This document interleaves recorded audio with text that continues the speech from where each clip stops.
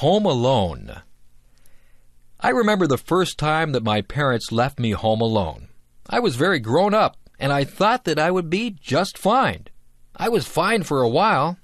I watched television and had something to eat. I called my friend on the phone, and we talked for a while. Then I sat down to read a book. The house was quiet, very quiet. I found myself listening very carefully. I heard a tap, tap, tapping noise. I wondered where it was coming from. It seemed to be coming from the window. I turned out the lights so that nobody would see me, and I peeked out the window carefully. I was expecting to see a robber tapping at my window. There was nobody there. It was just a tree branch swaying in the breeze and tapping at my window. I felt silly.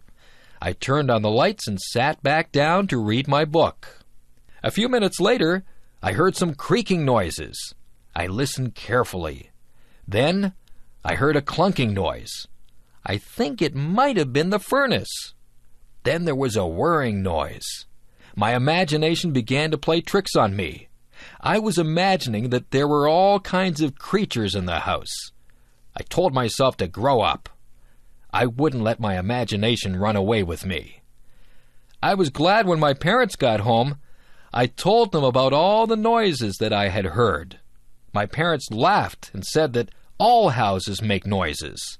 We're usually just so busy that we don't hear all the noises that go on. I have stayed home alone many times now. I just ignore all the little creaks and noises that I hear.